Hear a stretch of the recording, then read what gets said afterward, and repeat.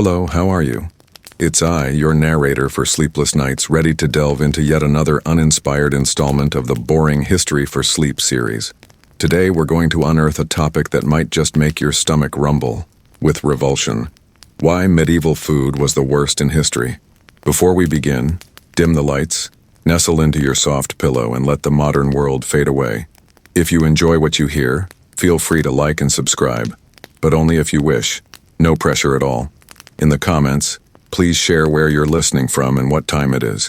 Now take a deep breath, relax, and let us journey to a past where dinner was truly an ordeal. Have you ever paused to contemplate medieval cuisine?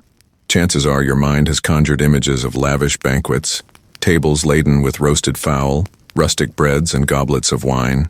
Perhaps you've envisioned knights and ladies partaking of exotic delicacies, all shrouded in a veil of romance and adventure.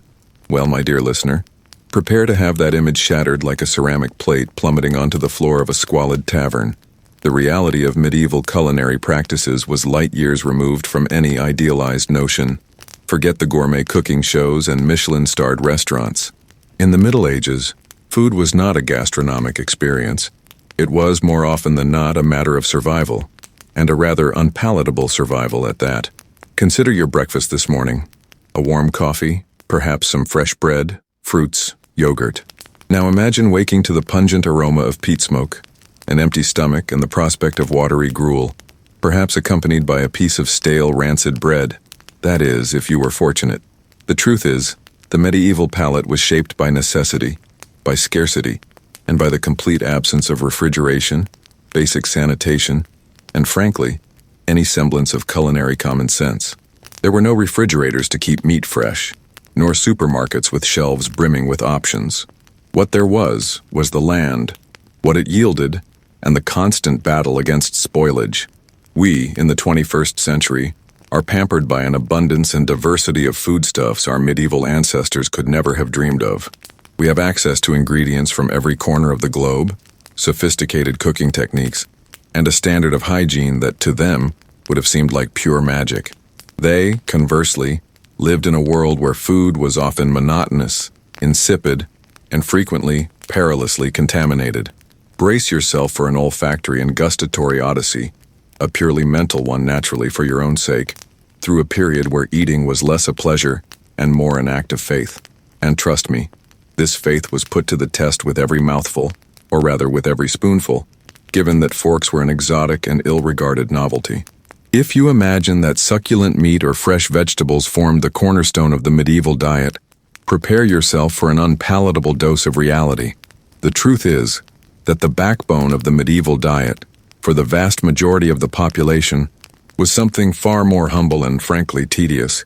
Cereals. Yes, grains. And we're not talking about crispy breakfast cereals with ice-cold milk and fruit. We're discussing rye, barley, oats, and, for the more fortunate, wheat. These grains formed the foundation of nearly every meal, from sunrise to sunset. Imagine your entire existence revolving around a single ingredient. For the medieval peasant, this was the daily routine. Cereals were primarily consumed in the form of bread, which served as the fundamental staple and a symbol of subsistence. But don't envision the soft golden bread you purchase from a bakery. Medieval bread, especially that of the lower classes, was often dense, dark, and made with coarse flour, which could even include tree bark during times of extreme scarcity. It was so hard that at banquets, slices of stale, dry bread called tranche served as edible plates to soak up sauces and food juices, subsequently being given to the poor or to animals. A sort of disposable plate, yet one you certainly wouldn't want to take home. Beyond bread, the most common way to consume these grains was through gruel and porridges. Yes, you heard correctly. Gruel. That concoction you feed to infants or the infirm. In the Middle Ages, it was the main course. Grains slow-cooked in water, perhaps with a dash of milk or broth if available. The result? A bland, grayish paste, with a texture ranging from watery to glutinous. It served as breakfast, lunch, and often dinner. Monotony was the norm, not the exception. Consider the dearth of flavor, the utter absence of variety. There was no explosion of textures and aromas that we experience today. It was a diet that, while providing calories for arduous fieldwork, offered very little in the way of gustatory pleasure. With every spoonful, you'd be consuming the same thing day after day, year after year. Life was harsh, and the food mirrored this reality. It was a diet of mere survival, not one of delight. And if you believe this is an exaggeration, try eating plain oatmeal for a week and tell me how you feel. Now, imagine that for an entire lifetime, without the option of a cheese sandwich or a pizza on the weekend. Medieval food was, above all, a lesson in humility and resilience. If the medieval diet's foundation was the monotonous repetition of grains and porridges, the scarcity of variety and freshness served as the pervasive bitter note that permeated every meal. Today we step into a supermarket and are overwhelmed by an abundant cornucopia of colors, textures, and origins.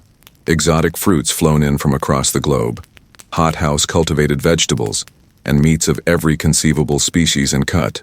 In the Middle Ages, such opulence was a remote fantasy, a chimerical vision of an unimaginable future. The stark reality was governed by the land, the climate, and the near-total absence of infrastructure for transport and storage. The medieval diet was intrinsically seasonal. What the land yielded at any given time dictated the fare. In summer, there might have been a brief transitory window for fresh fruits and vegetables, yet even then, variety remained severely circumscribed. Tomatoes, potatoes, corn, and bell peppers were entirely absent, as these foodstuffs would only arrive in Europe centuries later with the Columbian Exchange.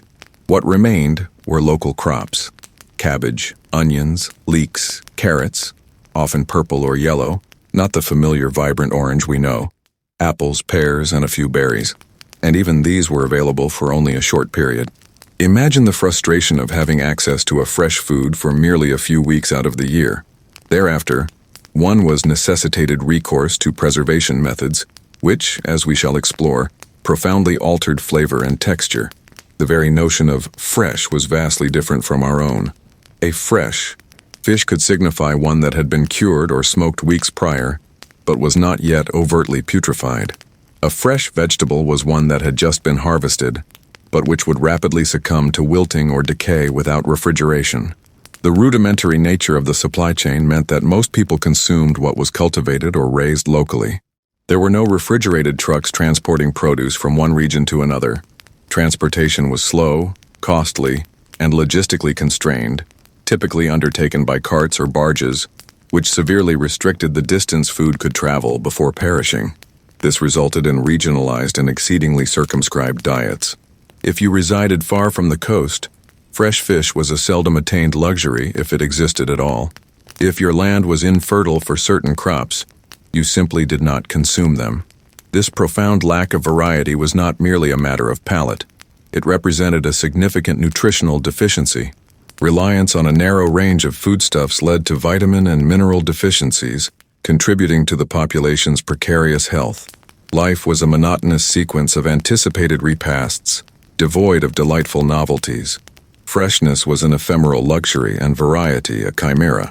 Consequently, the medieval repast served as a microcosm of existence, harsh, constrained, and often insipid. While a dearth of variety and freshness already presented a formidable challenge, the issue of food preservation in the Middle Ages constituted a logistical nightmare, and, for the palate, an unadulterated torment. Devoid of refrigerators, freezers, or any refrigeration technology, our medieval forebears had to become masters in the art of extending foodstuffs' shelf life. The methods at their disposal, while undeniably effective in preventing immediate putrefaction, were merciless on flavor and texture. Salt was the paramount preservative. Meat and fish were heavily salted to extract moisture and inhibit bacterial proliferation. Envision a cut of meat that had spent weeks or months in brine. The outcome was an incredibly saline product, often possessing a stringy texture and a taste barely reminiscent of its original form. To render it even minimally palatable, extensive desalting was required, involving hours of repeated water changes, which in turn further depleted its flavor and nutritional content. Salted fish, such as cod, served as a dietary staple in numerous regions, yet its preparation demanded considerable exertion, and the ultimate result was far from a delicacy. Smoking constituted another prevalent method, particularly for meats and fish. Suspending food over fire not only desiccated it but also imbued it with an intense smoky flavor, which might have appealed to some, but for others, it utterly masked any vestige of the food's original taste. Consider a smoked ham you consume today. Now envision that intensity tenfold and with a significantly tougher texture. Drying, whether sun-drying or air-drying, was employed for fruits, vegetables, and even certain types of meat. Dried fruits could provide a source of sweetness during winter, yet their texture was leathery and their flavor profoundly concentrated. Dehydrated vegetables necessitated lengthy rehydration periods prior to cooking, and even then, they forfeited a significant portion of their texture and freshness. Beyond these methods, fermentation was utilized to produce cheeses, pickles, and beverages such as beer and wine. While fermentation can yield complex and delectable flavors, in the Middle Ages, the lack of precise control over the process often led to unpredictable outcomes. A cheese could prove to be a delight, or an inedible, rancid dairy product. The fundamental issue with these methods was that they did not merely preserve food, they fundamentally transformed it. The fresh and vibrant flavor profile was supplanted by heavily salted, intensely smoky, acidic, or rancid notes. The succulent texture often devolved into something hard, fibrous, or mushy.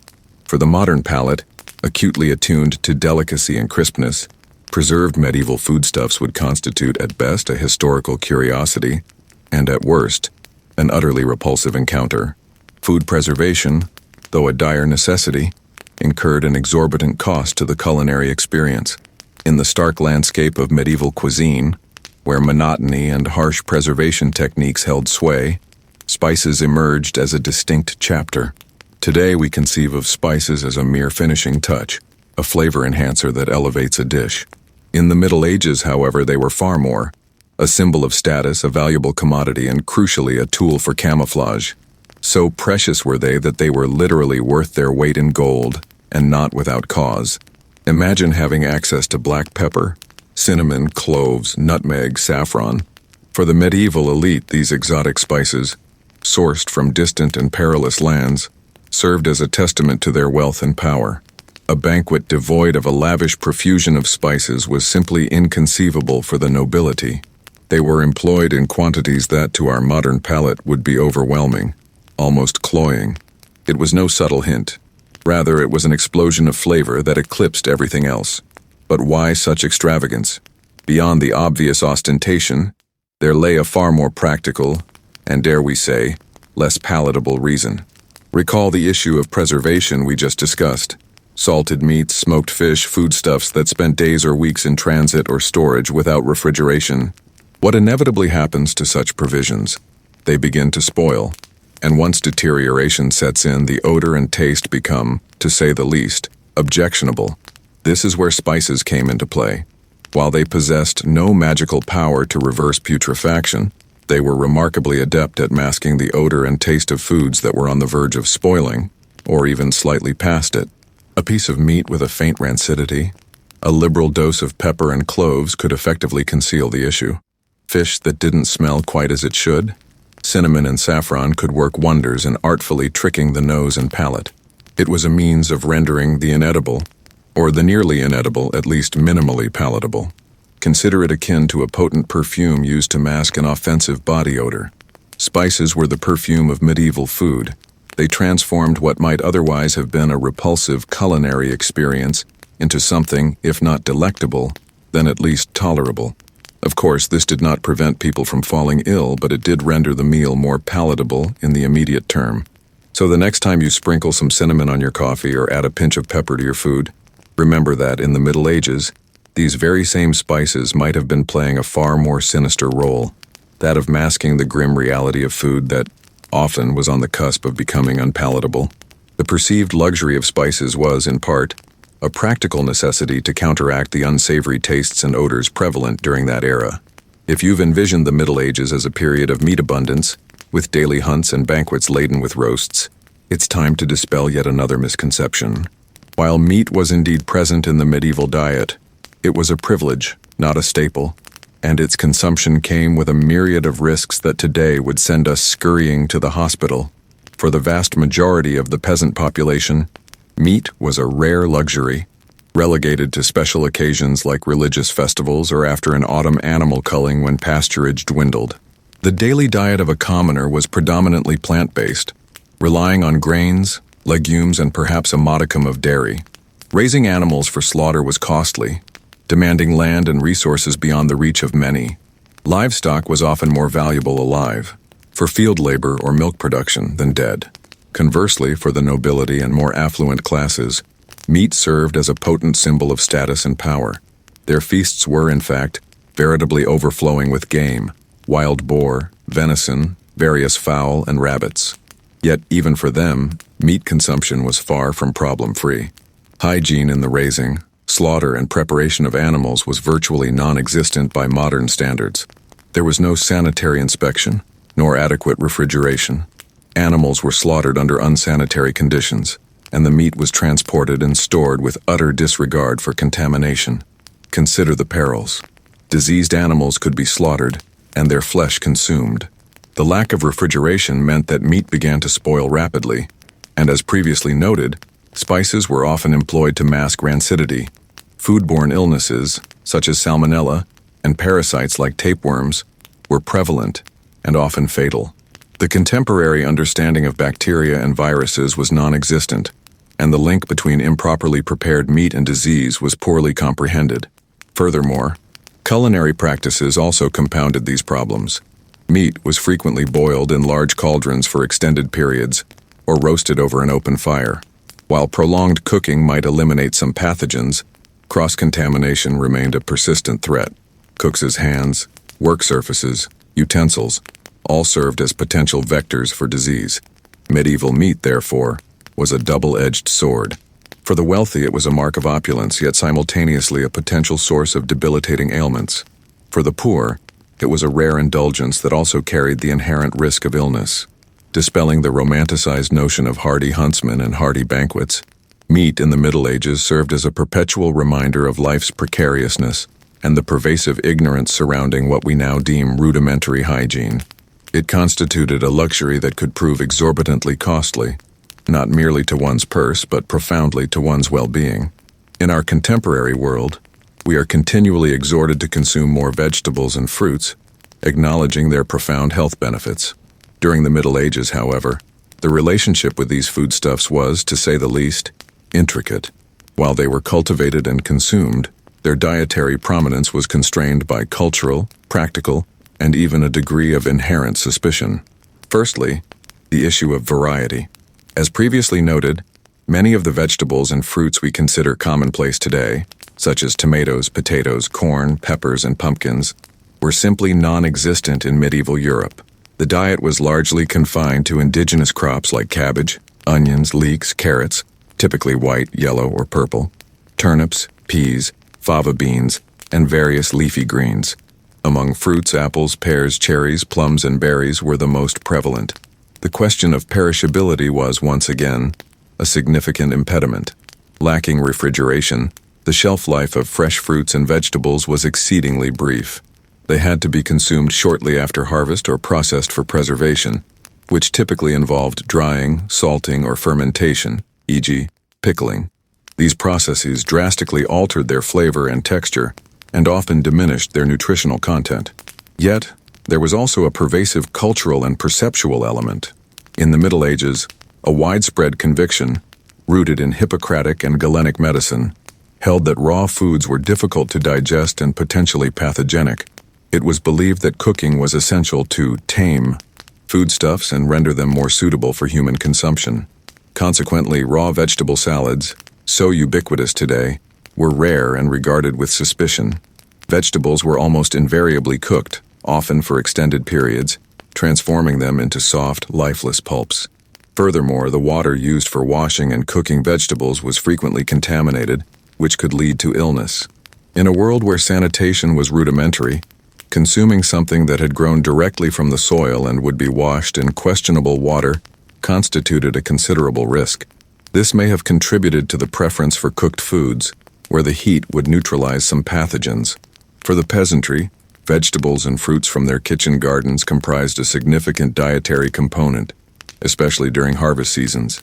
However, for the upper echelons, who could afford meat and spices, vegetables were often dismissed as poor man's food or a mere secondary accompaniment.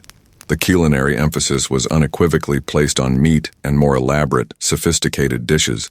Therefore, although vegetables and fruits were indeed accessible, Their mode of consumption, limited variety, and concerns regarding health and digestion rendered them a less prominent and less appetizing component of the medieval diet than we might otherwise imagine.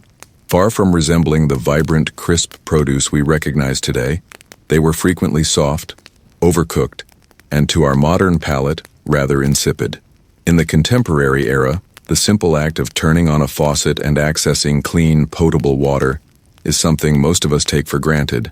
In the Middle Ages, this was a distant reality, almost an unattainable luxury for the vast majority of the populace. Water was, at best, dubious, and at worst, a deadly vector for disease. This is precisely where fermented beverages entered the picture, becoming not merely a caloric source but a fundamental necessity for survival. Imagine the scene. Villages devoid of basic sanitation, with rivers and wells serving as the primary water source for drinking, cooking, laundry, and frequently for waste disposal. There was no water treatment, nor were there any effective filtration systems. Water was often contaminated by human and animal waste, rendering it a virulent breeding ground for bacteria and parasites.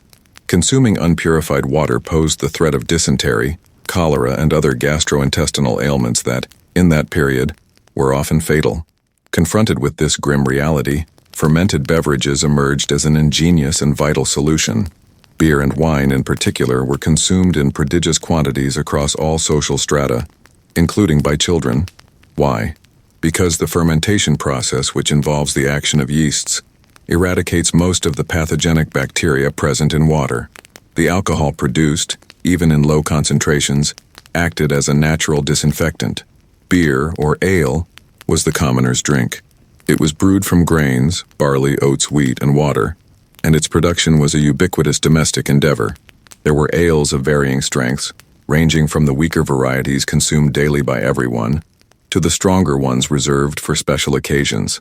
It served as a crucial source of calories and nutrients, especially for the impoverished, who often suffered from a deficient diet.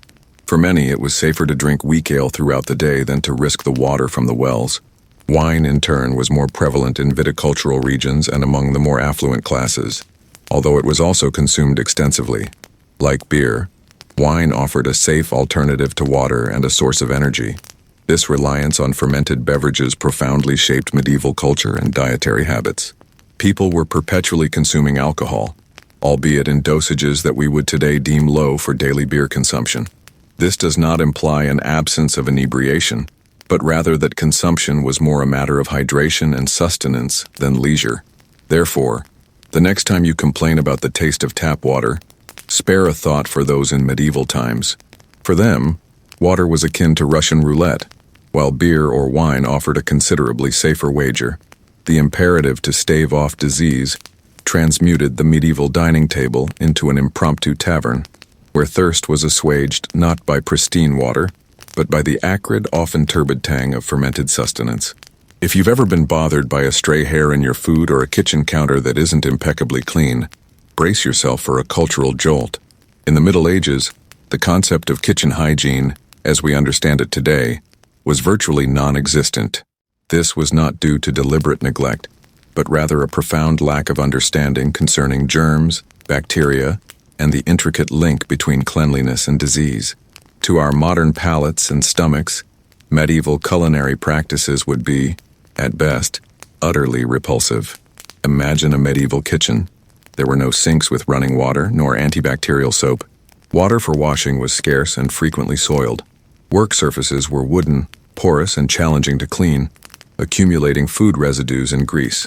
Utensils were simple, fashioned from wood, iron, or pottery, and their cleaning was rudimentary, lacking the efficacy of modern detergents. The ubiquitous presence of animals was a constant. Chickens foraging in the yard, dogs and cats roaming freely, and even rats and insects were frequent and unwelcome visitors. Effective pest control was non-existent. Flies, which alighted on everything, acted as vectors for disease, but their link to contamination remained uncomprehended. Cooks themselves did not adhere to the same standards of personal hygiene we expect today. Bathing was a luxury, not a daily routine. Hands were not washed frequently, and certainly not with soap and warm water. Work clothes were worn for days on end, accumulating grime and odors. Sweat, dust, and indeed, bodily fluids were an inescapable part of the work environment. Food handling was performed without gloves, and cross-contamination was the norm. Raw meat was prepared on the same surfaces as vegetables, and hands that handled raw foodstuffs could then touch cooked items. Food scraps were left exposed, attracting even more insects and rodents. The absence of refrigeration meant that food, especially meats and dairy products, spoiled rapidly. Although cooks attempted to use spices to mask the odor and flavor of spoilage, the presence of bacteria and toxins remained a constant reality. It is little wonder that foodborne illnesses were so prevalent and that life expectancy was so low. For us, living in an age of stringent public health oversight and microbiological understanding, the medieval kitchen would indeed be a scene of horror. The stench of rancidity, the palpable grime, the infestation of insects and rodents, and the complete absence of any cleaning protocols would be sufficient to quash anyone's appetite. Kitchen hygiene was not an unfamiliar concept stemming from ill intent, but rather from sheer ignorance. This pervasive ignorance exacted a heavy toll on health and naturally on the culinary experience. If culinary hygiene in the medieval era was an utterly alien concept, the available utensils and cooking methods certainly did little to elevate the culinary standard. Far from modern kitchens equipped with state-of-the-art ranges, temperature-controlled ovens, and a plethora of cookware and gadgets, the medieval kitchen was a study in simplicity and, frequently, inefficiency. The heart of the kitchen was the open hearth. There were no controlled burners or built-in ovens. Cooking was performed directly over the fire, in cauldrons suspended from hooks, or on rotating spits for roasting meats. This necessitated extremely rudimentary temperature control. Cooking was an art of guesswork, where the cook's experience and instinct superseded any precise measurements. Food could easily burn, overcook, or worse, remain raw internally. Utensils were scarce. Pots and cauldrons were made of iron or bronze, rendering them cumbersome and challenging to handle and clean. Knives were the most versatile tools, employed for everything from slicing meat to mincing vegetables. Forks, as we know them today, were an exotic novelty and for a long time deemed an unnecessary luxury or even an affront. Most people ate with their hands, employing wooden or horn spoons for porridges and soups. The absence of temperature-controlled ovens restricted cooking techniques. Baking bread was a task that necessitated communal ovens or the construction of makeshift clay ovens. Cakes and pastries, as we recognize them, were rare, as they demanded more uniform and controlled heat. Frying was possible, but oil or fat was costly and reused repeatedly, which neither enhanced flavor nor promoted health. The majority of dishes were prepared in a single pot: stews, porridges, and soups. This resulted in a one-pot cuisine where flavors blended indistinctly. The texture was frequently soft and uniform, lacking the contrast and complexity we seek today. The dearth of specialized tools rendered many culinary techniques simply unfeasible. There were no mixers to aerate batters, nor food processors to finely mince ingredients. Furthermore, smoke was a constant presence. Cooking over open hearths meant that smoke permeated the environment, impregnating the food, clothing, and air. This was not only unpleasant but also detrimental to health.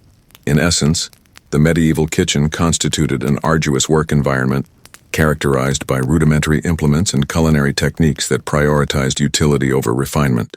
Consequently, the resultant fare, while adequate for sustaining life, fell decidedly short of what we currently deem palatable. Food, therefore, was primarily a product of necessity and technological constraint, rather than a pursuit of gastronomic pleasure. While medieval cuisine in general was already a dubious endeavor, the diet of the poor constituted a brutal lesson in survival. Far removed from the nobility's lavish banquets or the monks' comparatively secure food supply, the medieval peasant's existence was a ceaseless struggle against hunger and malnutrition. Food was not a matter of choice, but an imposition of dire necessity, dictated by the land, the climate, and pervasive scarcity. For the vast majority of the population, the diet was unremittingly monotonous and overwhelmingly cereal-based. Rye or barley bread, often hard and rancid, served as the fundamental staple. Porridges and gruels made from oats or other grains were consumed for breakfast, lunch, and dinner. Variety remained an unattainable luxury. Meat was a distinct rarity, perhaps a morsel of salted pork on special occasions, or a chicken culled after its egg-laying prime. Fish, if access to rivers or lakes permitted, supplemented the diet, but it was frequently salted or dried for preservation. Vegetables such as cabbage, onions, leeks, and peas were cultivated in the peasants' meager kitchen gardens, yet their availability was strictly seasonal. During winter, the diet grew even more restrictive, relying heavily on preserved foodstuffs like pickled vegetables or dried bread. The dearth of fresh fruits and green vegetables inevitably led to severe vitamin deficiencies, notably scurvy, which manifested as bleeding gums, fatigue, and, in dire cases, death. The sheer quantity of food also presented a chronic issue. Famine was a perpetual threat, particularly during years marked by poor harvests, droughts, or devastating floods. The peasant's life was a relentless cycle of arduous labor in the fields, often accompanied by a caloric intake woefully insufficient to sustain the rigorous physical exertion required. Malnutrition was rampant, rendering individuals highly susceptible to disease and significantly curtailing their life expectancy. There was no scope for culinary pleasure. Each meal served solely as an opportunity to ingest sufficient calories for the arduous day ahead. Flavor was entirely secondary to sheer subsistence. Meals were rudimentary, prepared with the bare minimum of seasoning and culinary techniques, focusing solely on rendering the sustenance palatable. The diet of the impoverished was a stark, direct reflection of their social and economic standing. Bereft of land to cultivate a diverse array of foodstuffs, devoid of funds to acquire luxuries and lacking access to sophisticated preservation methods, they perpetually teetered on the precipice of starvation. Food served as a daily, stark reminder of the unforgiving harshness of medieval life, a relentless struggle merely to keep body and soul together. For us who inhabit a world of plenty, the medieval peasant's diet stands as a grim testament to human resilience in the face of adversity, and a sobering reminder that the simple life of the Middle Ages was, for countless individuals, one of profound deprivation and suffering. While the diet of the poor constituted a relentless struggle for survival, that of the affluent was a lavish spectacle of excess and ostentation. Far from embodying a paradigm of healthful nutrition, the medieval noble banquet served as an unapologetic demonstration of power and affluence, where sheer quantity and unrestrained extravagance vastly overshadowed any consideration for quality or culinary refinement, at least by contemporary standards. Imagine a medieval banquet hall. Gone was the refined sensibility of a modern dinner, with its individual servings and meticulously portioned dishes. Instead, gargantuan tables groaned under the weight of an overwhelming array of dishes, many of them presented concurrently. Meat constituted the undisputed culinary centerpiece. Whole roasted boars, swans, and peacocks meticulously refeathered for dramatic presentation, a panoply of diverse fowl, venison, and rabbit. While the sheer variety of meats was staggering, their preparation methods were not invariably palatable. The overt ostentation, however, extended beyond mere volume. Presentation reigned supreme, even when it entailed bizarre culinary creations. Subtleties were intricate culinary confections, often depicting mythological or heraldic themes, crafted from almond paste, sugar, and other ingredients, and vibrant with natural pigments. These were more akin to edible sculptures than actual sustenance, designed primarily to visually awe the guests. Spices, as previously noted, were lavishly employed, not solely for flavor enhancement but as a conspicuous display of wealth. Saffron, for instance, was utilized to imbue dishes with a vibrant yellow hue, a definitive hallmark of opulence. Sugar, when attainable, represented an ultimate luxury, incorporated into confections and even savory dishes, thereby forging flavor combinations that we would now perceive as remarkably peculiar. Notwithstanding this profusion, the diet of the affluent was not inherently salubrious.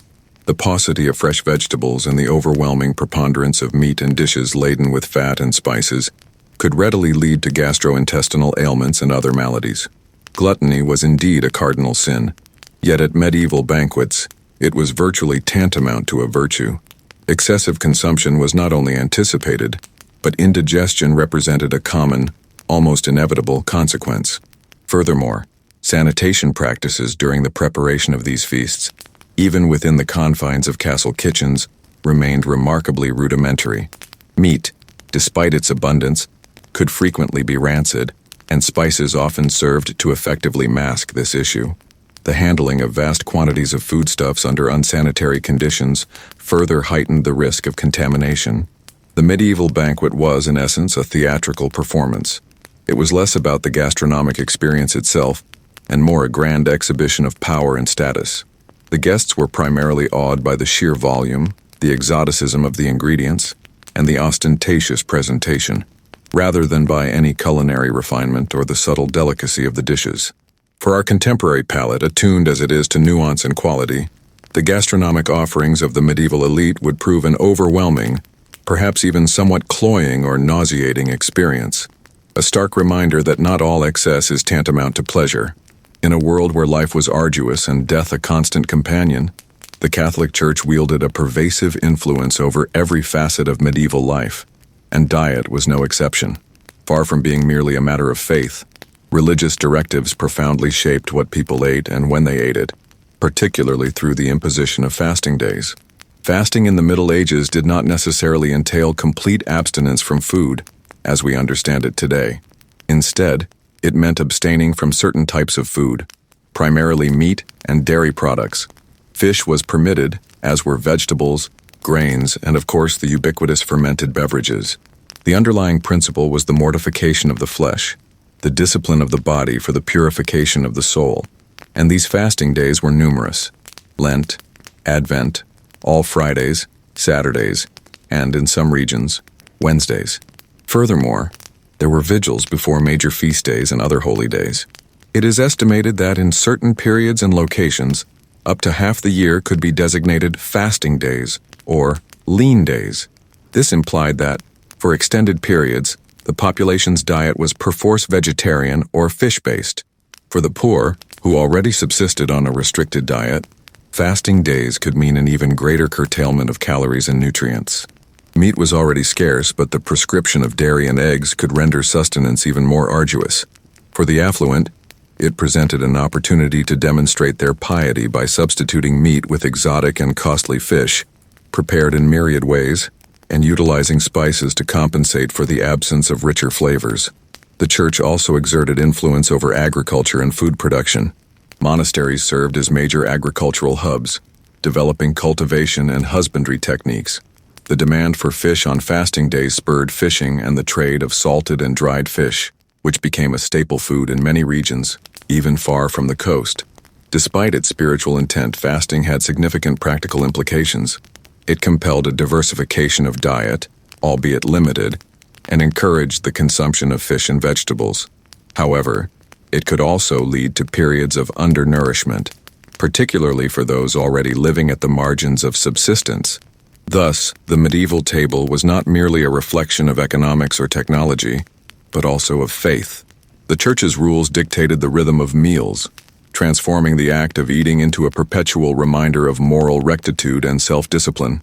For us living in a secularized society with a plethora of dietary options, the notion of having our diet prescribed by religious strictures on so many days of the year might appear an onerous constraint. But for medieval man, it was simply another facet of existence, as ineluctable as the sun's rising and setting. The precariousness of medieval food was not merely a matter of taste or variety. It was a matter of life and death. The direct nexus between precarious nutrition and the prevalence of disease constituted a grim and constant reality, albeit one scarcely comprehended at the time.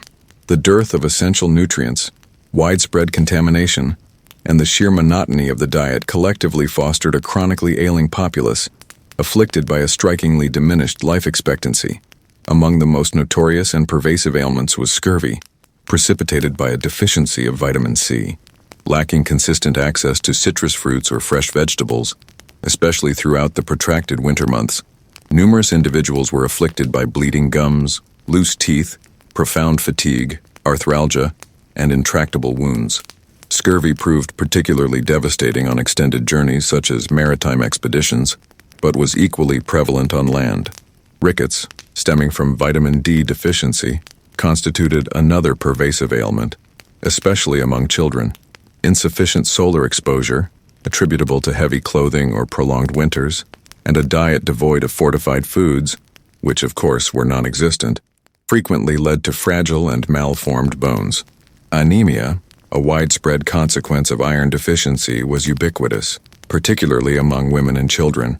The predominantly cereal-based diet, meager in meat and green vegetables, consistently failed to provide adequate iron. This frequently manifested as pervasive fatigue, generalized weakness, and pallor. Beyond nutritional deficiencies, food contamination constituted a perpetual source of illness. The absence of hygienic practices in food preparation, coupled with inadequate storage and contaminated water sources, invariably led to frequent outbreaks of dysentery, typhoid fever, and a myriad of other gastrointestinal infections. Cholera and summer diarrhea served as generic designations for ailments that induced severe vomiting and diarrhea, frequently proving fatal, especially for children. Intestinal parasites, such as tapeworms and roundworms, were rampant owing to undercooked meat and profoundly deficient sanitation. The ingestion of foodstuffs contaminated with fungi and toxins also posed a significant risk, particularly with improperly stored grains. The carbohydrate-rich, fiber-poor diet, coupled with a pervasive lack of oral hygiene, contributed significantly to severe dental issues, including rampant decay and premature tooth loss. Toothache, consequently, was a common and profoundly debilitating affliction. In essence, medieval sustenance was not merely unpalatable, it was a profound determinant in the population's pervasive ill health. The pervasive lack of understanding concerning nutrition and hygiene rendered each meal a veritable minefield. The medieval dining experience thus served as a perpetual testament to the precariousness of life and the relentless daily battle against ailments that lurked in every morsel. For those of us living in an age characterized by vitamin supplements and stringent public health oversight, this represents a privilege we frequently take for granted. If you're a connoisseur of sweet, savory, and umami flavors, prepare yourself for a journey back in time to an era where the palate was dominated by sour, bitter, and, frankly, rancid notes. Medieval cuisine, for the most part, was not about the subtlety of flavors, but rather the predominance of strong tastes, often unpalatable to our modern sensibilities. Consider fermentation. While essential for preservation and the production of safe beverages like beer and wine, uncontrolled or prolonged fermentation often resulted in foods with an accentuated and sour flavor. Breads made with natural leaven, often possessing an acidic tang. Pickled vegetables such as gherkins were a source of tartness. Dairy products like early cheeses and yogurts could possess a robust and pungent flavor. The absence of refrigeration meant that many foodstuffs, especially fats and oils, quickly turned rancid. Animal fat, utilized for cooking and preservation, developed a bitter and off-putting taste over time. Meat, even if not entirely spoiled, could possess a subtle rancidity that was masked by spices yet still discernible. Bitterness was also a constant. Many vegetables cultivated during that era, such as certain varieties of cabbage and turnip, were naturally more acrid than their modern counterparts, which have been selectively bred for milder profiles. Wild herbs frequently incorporated into cooking could also impart bitter notes. Furthermore, the absence of refined sugar and the scarcity of honey meant that sweetness was a rare and prized flavor. This further accentuated the sour and bitter flavors. There was no sweet counterpoint that we utilize today to balance dishes. Envision a medieval stew. It would likely contain salted and smoked meat, overcooked vegetables, and perhaps a dash of vinegar or soured wine. The outcome would be a dish with robust flavors, salty, sour, and perhaps somewhat bitter, lacking subtlety or equilibrium.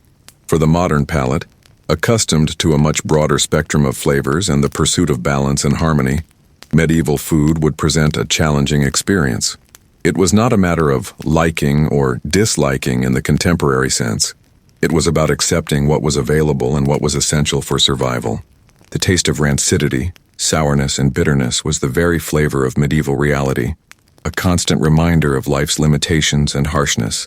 And for our sensitive stomachs, it's a relief that these potent flavors have, for the most part, been relegated to the annals of history.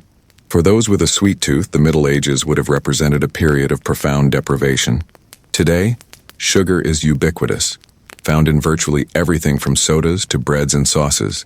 Yet in the medieval era, refined sugar was an exotic rarity, an unfathomable luxury, its very absence drastically shaping the culinary flavor profile of the time.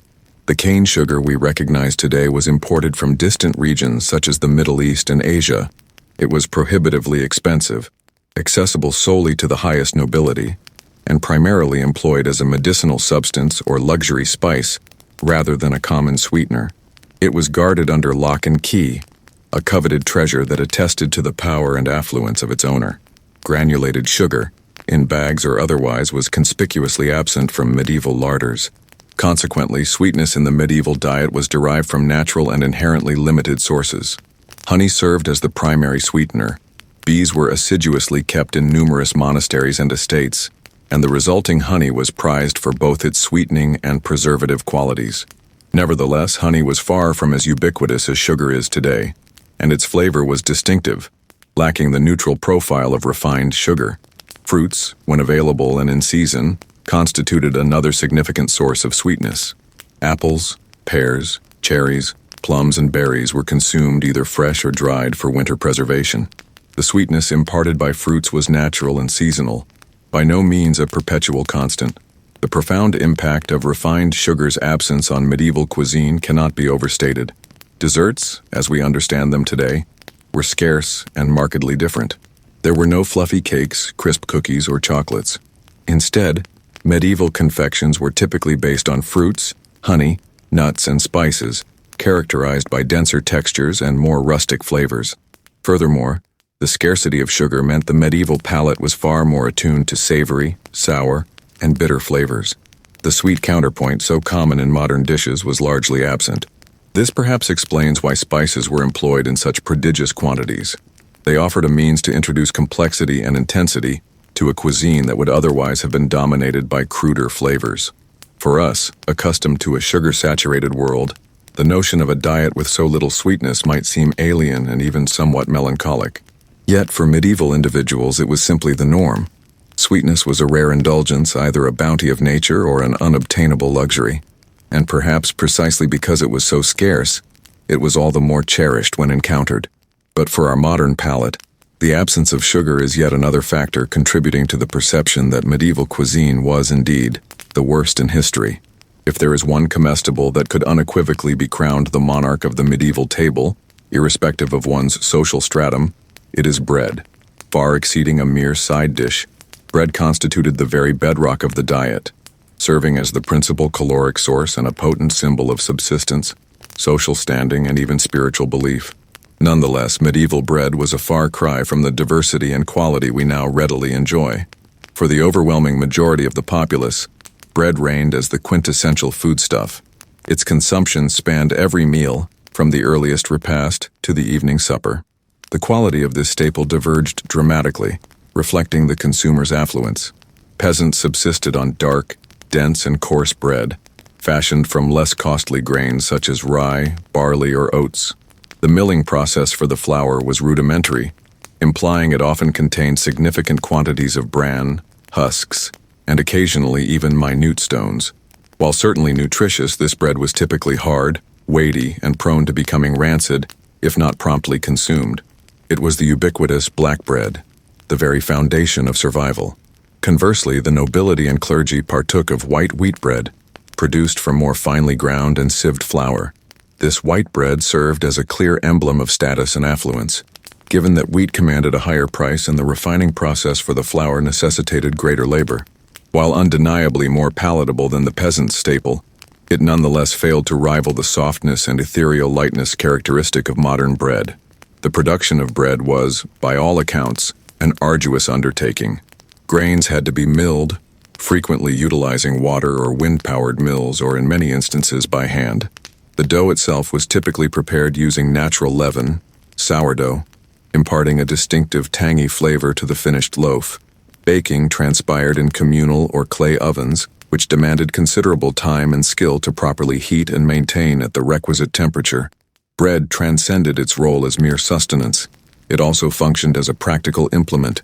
As previously alluded to, stale, dried slices of bread, known as trenchers, served as edible platters during banquets, effectively soaking up the gravies and juices from the victuals.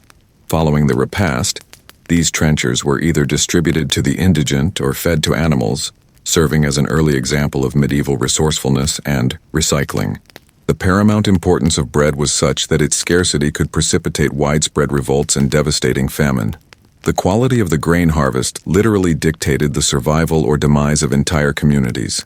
It was the sustenance that nourished both body and spirit, and its ubiquitous presence on the table served as an affirmation that, for at least another day, life would endure. Ultimately, then, medieval bread, though utterly foundational, was a foodstuff that starkly mirrored the austere realities of the era. Far from being a culinary delight, it was merely subsistence fare, a testament to human resilience, and a stark reminder of life's precariousness in a world where sustenance was a daily struggle. In the popular imagination, the Middle Ages are often associated with majestic hunting scenes and rivers teeming with fish. While hunting and fishing were indeed sources of sustenance, they proved inconsistent, were subject to stringent laws, and for the majority of the populace did not constitute a reliable means of livelihood. Hunting, in particular, was a prerogative of the nobility. Vast stretches of forests were designated as royal or manorial hunting preserves, and poaching constituted a grave offense, punishable by severe penalties, including death or mutilation. This implied that the common peasant, even in the throes of starvation, could not simply venture into the forest and fell a deer. Game meat, therefore, was an exclusive luxury for the affluent, who consumed it at their banquets as a potent symbol of their power and dominion over the land. Even for the nobility, hunting was not a daily food source. It was a recreational and social activity, undertaken on specific days, and success was never guaranteed. Game meat, though highly prized, needed to be consumed promptly or preserved, facing the same challenges of salting and smoking as other meats. Fishing, by contrast, was more accessible, especially for coastal communities or those proximate to rivers and lakes. Fish served as a vital source of protein, particularly on the myriad fast days mandated by the church when meat was forbidden. Nevertheless, fishing also remained unpredictable. It depended on prevailing weather conditions, the season, and the abundance of fish shoals. To ensure a consistent supply of fish, preservation methods were essential. Salted and dried fish, such as cod, was a significant trade commodity and a staple food in many regions, even far inland. This fish, though nutritious, was exceedingly saline and required extensive desalting prior to consumption, rendering it a food with a rather bland flavor and fibrous texture. Aquaculture, or the cultivation of fish in ponds and tanks, was practiced in some monasteries and manorial estates, thereby guaranteeing a more regular supply of fresh fish. However, this was a limited practice and certainly did not meet the demands of the entire populace. In summary, hunting and fishing, while important for supplementing the medieval diet, were inconsistent and unequally distributed sources of food. Hunting was largely the exclusive domain of the affluent, whereas fishing, albeit more democratic in its accessibility, remained beholden to the caprices of nature and necessitated preservation techniques that profoundly altered the inherent flavor and texture of the provisions. Far from painting a picture of plenty, the acquisition of meat and fish in the medieval era served as a stark testament to the relentless daily struggle for sustenance and the profound reliance on prevailing natural and societal circumstances. Today, we can purchase strawberries in December and pumpkins in July, thanks to globalized agriculture and advanced storage technologies. In the Middle Ages, sustenance was inexorably dictated by the rhythm of the seasons. What the land yielded at any given time of year constituted the diet, and this dependence fostered a cycle of limited abundance and protracted scarcity. Spring brought a welcome reprieve after the long, lean winter months. With the thaw, the first fresh herbs, sprouts, and green vegetables emerged. It was a period of renewal, yet food remained scarce. Animals that had survived the winter began to reproduce, but culling was still restricted. Summer marked the season of relative plenty. Grain harvests commenced, and fields and gardens yielded a greater variety of vegetables and fruits. It was a time for consuming fresh produce, but also for toiling diligently to harvest and process as much as possible in preparation for the approaching winter. Fruits were gathered, and if not consumed immediately, were dried or made into preserves. Autumn was the season of the main harvest and preparation for winter. Grains were stored, fruits and vegetables were gathered en masse, and animals were slaughtered. This was the period of peak culinary activity, involving the salting of meats, the smoking of fish, and the production of cheeses and beers. Autumn's bounty was crucial for survival during the colder months. And then came winter, the most arduous months. The land lay frozen or snow-covered, and fresh food production was virtually nil. The diet became monotonous and heavily reliant on preserved foodstuffs, hardtack, salted or smoked meat, dried fish, pickled vegetables, and of course, ample beer or wine. The dearth of fresh vitamins and nutrients was a harsh reality, often leading to illness and weakness. Famine was a constant specter, particularly if the autumn harvest had been poor. This profound influence of the seasons meant that the medieval diet was cyclical and predictable. There were no pleasant off-season surprises. Winter's monotony was a stark reality, and the advent of spring was celebrated not merely for religious reasons, but for the promise of fresh foodstuffs and the cessation of scarcity. For us, living in a world where seasonality is almost a matter of choice, the notion of our sustenance being so rigidly governed by the seasons can seem an extreme constraint. But for the medieval man, it was life itself. The seasonal impact on sustenance served as a perpetual reminder of their profound reliance on nature and the inherent fragility of human existence. And to our contemporary palate, it signified that the worst fare was rendered even more unpalatable during specific periods of the year. If you believe street food and restaurants are modern inventions, reconsider that notion. During the Middle Ages, particularly in urban centers, a vibrant and frequently questionable scene of street food vendors and taverns catered quick meals and beverages. However, the quality and hygiene standards of these establishments would undoubtedly appall any contemporary health inspector, perhaps even inducing a cardiac event. Envision the medieval thoroughfares, constricted, squalid, with open sewage flowing freely and putrid odors emanating ubiquitously. Amidst this tableau, itinerant vendors plied their wares. These offerings might include meat pies, whose contents were frequently enigmatic, various breads, warm porridges, fried or roasted fish, and even whole fowl. Convenience served as the primary allure, yet food safety was unequivocally a game of Russian roulette. The meat incorporated into these street-sold pies and stews was frequently of substandard quality, or more alarmingly, already on the precipice of spoilage. Spices, as has been noted, were employed in copious amounts to camouflage the flavor and odor of decay. Regulation was non-existent, and the temptation to defraud the customer was considerable. One never knew precisely what one was consuming, and the likelihood of succumbing to illness was substantial. Taverns and inns served as the medieval counterparts to our contemporary bars and restaurants. They primarily dispensed ale and wine, though they also provided rudimentary fare for travelers and local denizens alike. These meals typically comprised stews, various breads, and cheeses.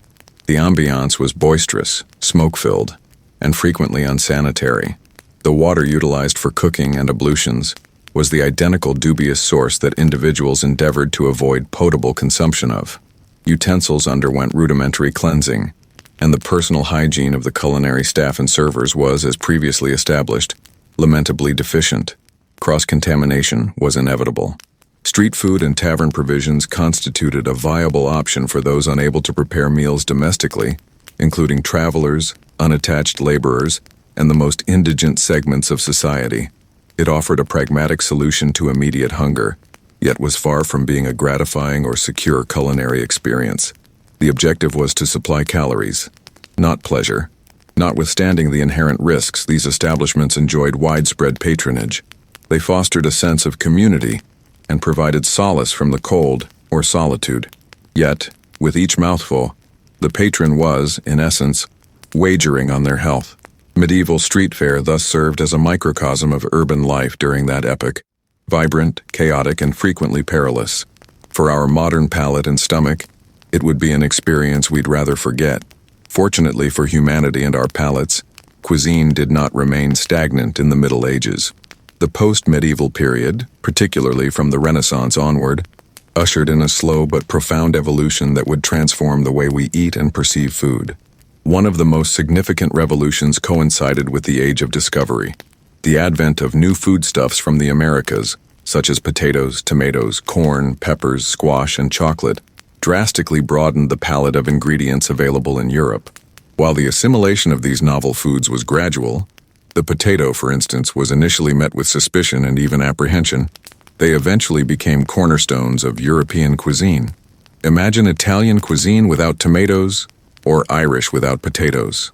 Global trade also brought about increased availability and reduced costs for spices, which ceased to be an exclusive luxury for the elite and became more widely accessible. This permitted a more nuanced and versatile application rather than merely to mask flavors. Progress in agriculture and animal husbandry led to enhanced productivity and, consequently, a greater abundance of foodstuffs. Novel cultivation techniques and the selection of more resilient and prolific species contributed to a more diverse and nutritious diet.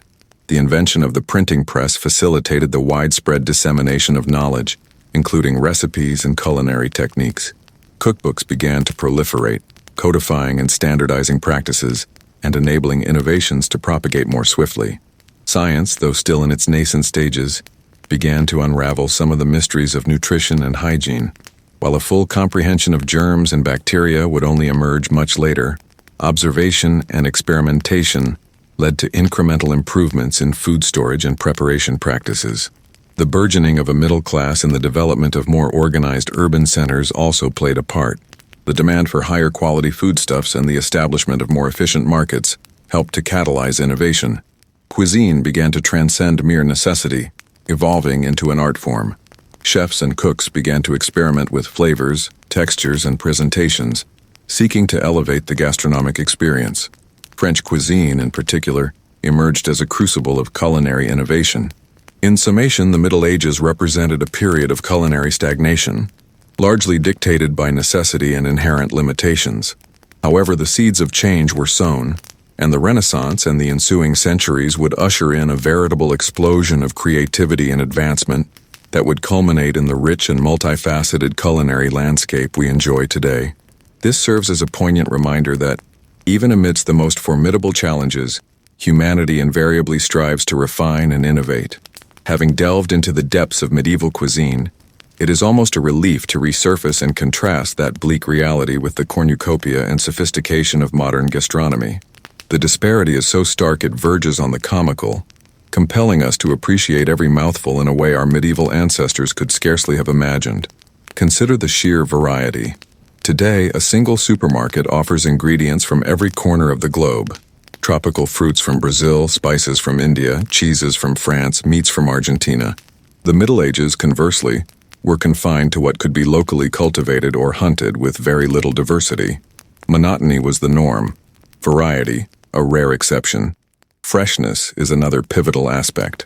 Our refrigerators and freezers preserve food freshness for weeks or even months. The global cold chain enables perishable goods to traverse vast distances without compromising quality. In the Middle Ages, freshness was an ephemeral luxury, and most food was consumed salted, dried, smoked, or fermented with drastically altered flavors and textures. Hygiene is, perhaps, the most profound distinction. Our kitchens are pristine environments equipped with running water, soap, and stringent sanitary regulations. Our understanding of germs and bacteria allows us to preclude contamination. In the Middle Ages, a lack of hygiene was the prevailing norm, and foodborne illnesses posed a constant peril. To eat was, quite literally, a gamble with one's health. Culinary technology has also advanced exponentially. We have stoves with precise temperature control, electric ovens, food processors, stand mixers, microwaves. This empowers us to prepare a myriad of dishes boasting intricate textures and complex flavors. Medieval cooks had open hearths, cauldrons, and spits, largely constraining them to stews, roasts, and gruels. And the flavor? The flavor. Our modern cuisine strives for equilibrium, a symphony of sweet, salty, acidic, bitter, and umami notes. We have access to a vast array of seasonings, herbs, and techniques that accentuate the inherent flavors of ingredients. In the Middle Ages, flavor was often overwhelmed by salt, rancidity, the pungency of fermentation, or the sheer overpowering intensity of spices used to mask spoilage. Modern food is a rich sensory experience, a pleasure that transcends mere sustenance. It is a form of art, culture, and celebration. Medieval food was, at its core, mere fuel. It was about bare subsistence, not about genuine enjoyment. Therefore, the next time you partake in a meal, whether it be a gourmet delicacy or a humble sandwich, take a moment to truly appreciate the remarkable journey cuisine has undertaken. Be grateful for the refrigerator, for potable water, for the vast array of seasonings, and, above all, for the reassuring certainty that your sustenance will not imperil your life. The comparison with medieval culinary practices powerfully underscores how exceedingly fortunate we are to live in an era where food is, for the most part, a source of profound pleasure rather than an arduous ordeal. If the medieval palate presented a challenging experience, the sense of smell was not far behind. Imagine yourself transported to a medieval city. What odors would assail your nostrils? Certainly not the comforting aroma of freshly baked bread emanating from an oven, or the delicate fragrance of blooms in a meticulously tended garden. The scent of the Middle Ages was a symphony of potent odors, many of them objectionable, and food, in particular, significantly contributed to this peculiar olfactory environment. Let us commence in the kitchen. Smoke was a pervasive element. Cooking over open hearths meant the air was perpetually permeated with the scent of burning wood, soot, and, naturally, the aroma of cooking foodstuffs. However, not the appetizing fragrance of a modern roast. Consider the pervasive scent of salted and smoked meats, which, even post-cooking, retained a robust and pungent odor.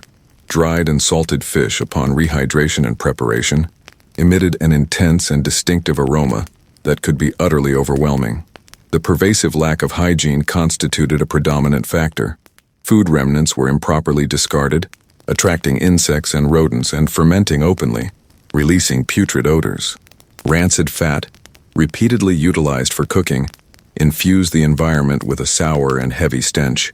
Utensils and work surfaces, inadequately cleansed, accumulated residues and malodors. Beyond the kitchen, the situation scarcely improved. Medieval thoroughfares were a veritable cacophony of odors.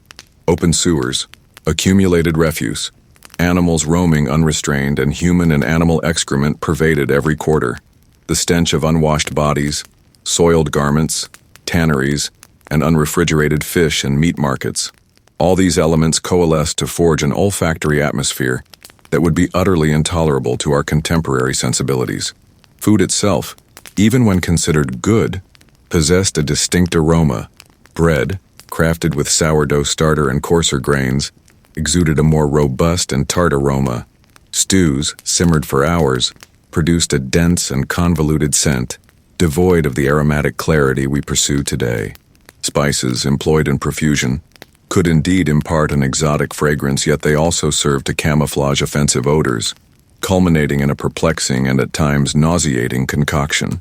The scent of the Middle Ages was the very essence of life bereft of sanitation, refrigeration, deodorants, and our contemporary understanding of cleanliness. It was an odor that narrated the tale of a more unrefined existence, intimately tied to nature and its processes of decomposition. It serves as a vivid reminder for us that what we often dismiss as dull history can be considerably more sensory than we might initially conceive, and that our sense of smell, much like our sense of taste, owes a profound debt to the advancements of civilization. Beyond taste and smell, the experience of eating in the Middle Ages was profoundly pervaded by a psychological dimension that, fortunately, most of us today do not comprehend: the perpetual specter of starvation and the dread of scarcity. Food was not merely a matter of sustenance, it was a source of anxiety and a barometer of one's very existence. Imagine inhabiting a world where the next meal is not guaranteed, where a poor harvest, a plague, a flood, or a war could spell the difference between eating and starving to death. For the vast majority of the medieval populace, this was the stark reality. Food security was an utterly alien concept. With each season, each passing year, uncertainty hung heavy over every table. This pervasive insecurity engendered a profound and persistent dread, the fear of not having enough, of witnessing one's children succumb to hunger, of being forced to resort to desperate measures merely to subsist. This ingrained fear profoundly shaped behaviors, the imperative to hoard, to preserve, to waste absolutely nothing. Every crumb was precious, every morsel of food valued in a way that we can scarcely comprehend today. Hunger was not merely a physical sensation, it was a pervasive mental state. Chronic deprivation eroded mood, energy, and the capacity for thought and labor.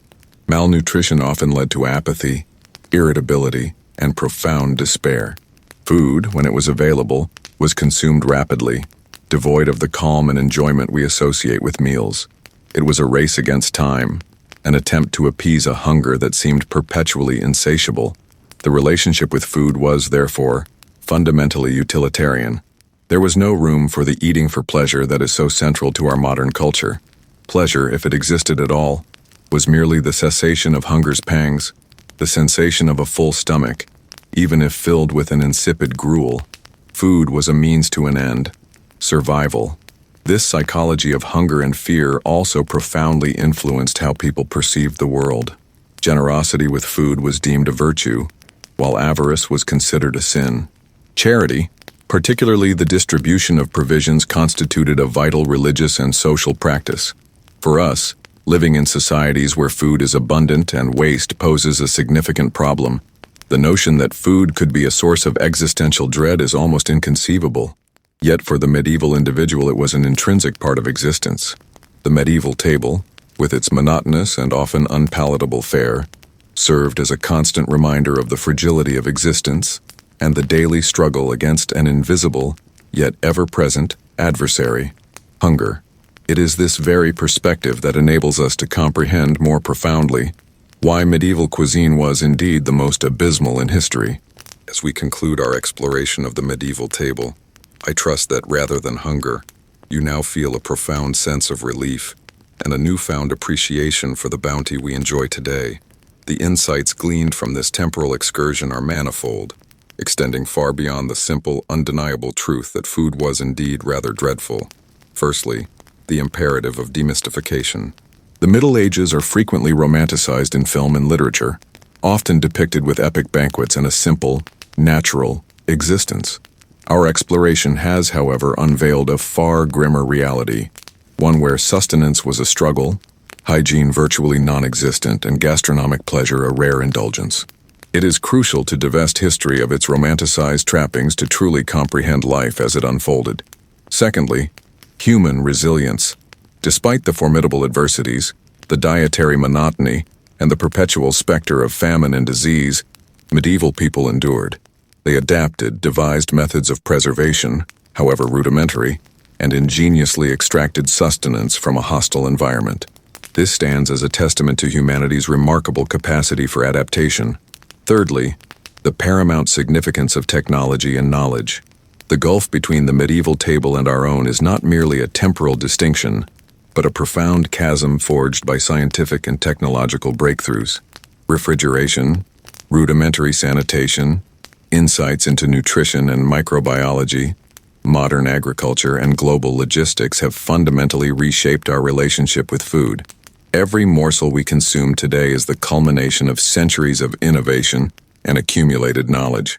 Fourthly, an enhanced appreciation for the present.